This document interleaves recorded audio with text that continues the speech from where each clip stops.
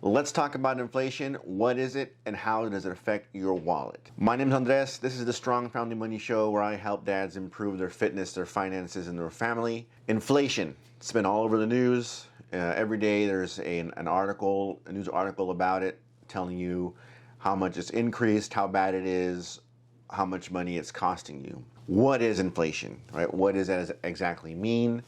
It's a buzzword that's been thrown around. Inflation is a rise in prices that can be translated to the decrease in purchasing power of your money. How they figure inflation, how they figure that value out, it's a percentage of one unit of time compared to a past unit of time, year over year, month over month. It's measured as an increase of the value of a basket of goods, right? It's called the Consumer Price Index.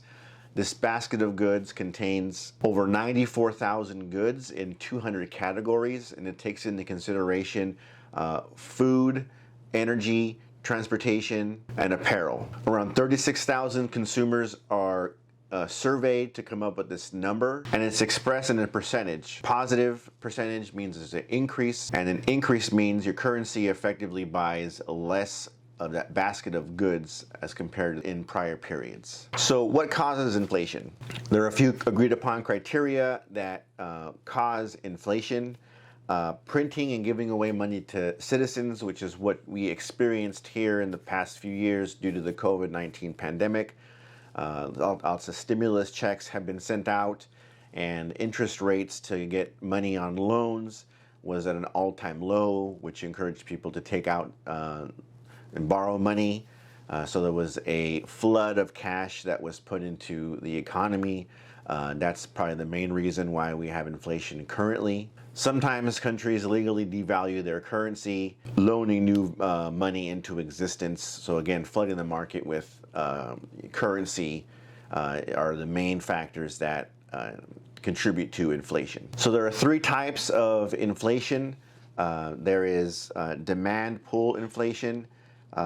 So it's one of the reasons we're experiencing inflation now. There was an influx of cash that went into the economy, and people started buying lots of goods, which outpaced production capacity. So a lot of people have money to buy things. They go out and try to buy things, but there aren't enough things for everybody to buy. So that means that the demand is high, supply is low.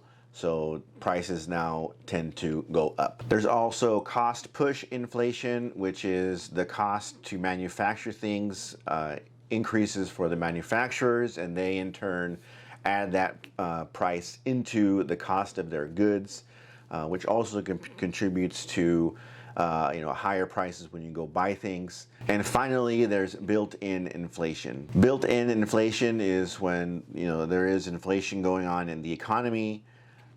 Workers then demand more wages to compensate for that rise in inflation, and those prices are then passed on to the consumer of that company's goods so they can recoup their money. Now there are pros and cons to inflation. A couple of pros is it leads to higher resale value of assets. So if you have a home, we're all experiencing the rise in home prices here in the past few years.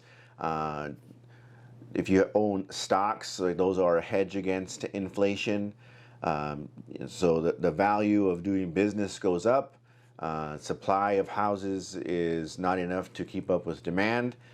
So inflation then causes those prices to rise. So if you hold those types of goods, then you can benefit from inflation due to the demand for things that there aren't enough of. Of course, the cons that we all experience of inflation is the cost for goods goes up. We go to the grocery store, things cost more. Again, the Consumer Price Index, that's exactly what that measures, is your basket of goods that you go to, this fictional or surveyed person goes and buys. Month over month goes up, year over year goes up. And that's pretty much what everybody understands as being inflation, because it affects them directly in their pocketbook. Now, inflation doesn't happen all at once. It does lag somewhat. Some goods and services go up before others.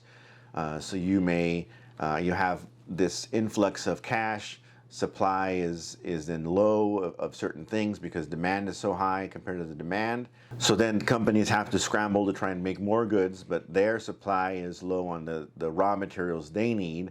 So that then turn, those prices start to go up. And then because the employees of that company are experiencing the inflation, they demand higher wages.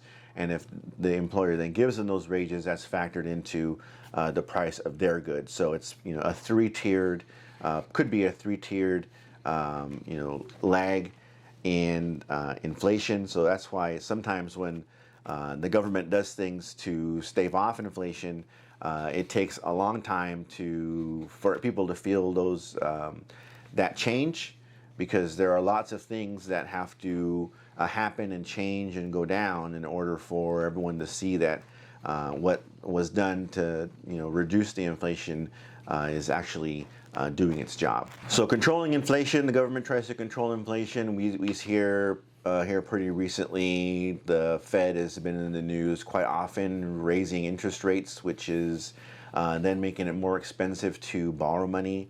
That's pretty much the major way that the government tries to help stave off inflation. It costs more money what they want to do is then, because there's a flood of cash in the market, they don't want to, they're not going to issue more, and they want to make it difficult for people to borrow more. So they try to control the borrowing part by making it more expensive, so people can't then get a bunch of borrowed money and then put that money into the economy, which would then also hurt also increase inflation because there's more money going into the economy. So why is inflation so high right now? So 2022 inflation rates in the U.S. And around the world actually, rose to the highest point since the 1980s because of the rapid rise in global prices. Lots of events work together in unison to increase the inflation rate pretty rapidly. The COVID-19 pandemic, we all had to go on lockdown, which closed a lot of businesses, which then triggered the government to issue stimulus checks because those businesses had to close down, and they wanted to help the people that were unemployed by those businesses to have money to survive through the pandemic, which in turn caused a supply chain issue. So companies shut down, the supply of their goods that they were making decreased, right? It was then difficult for some manufacturers to get their raw materials from other companies. And then everyone then kind of came out of lockdown with all this saving money because they couldn't spend it on anything. So then they started spending all the money they had saved to buy goods that they now have money to spend, which then caused a supply and demand problem because lots of people had money, but companies weren't making products that these people wanted. So what we're seeing is all three types, for sure two types of the inflationary causes happening all at once. The demand pull inflation, where people have money, they want to buy products, but there aren't enough of them. Cost push inflation, right? Companies have to raise their prices because it's more difficult for them to get the raw materials they need because of the supply chain issue. So then they are going to raise the prices to turn that around. And what we can also see is because of people having a hard time, companies having a hard time finding employees to work in their companies post COVID-19 pandemic, they are offering more money to employees to go and work for them, so that then passes those higher wages onto the consumer. So you can see that right now we're experiencing all three, demand pull, cost push, and built-in inflation at the same time, which caused the inflation rate to increase at a record pace. This is the first term in a series of videos I'm going to make on understanding money, the monetary system, and what happens in your finances. If you have any questions on other topics that you want me to go over, please comment or email me. Here's another video that I think you might find interesting. My name is Andres. This is the Strong and Friendly Money Show. Thanks for watching, and I'll talk to you guys next time.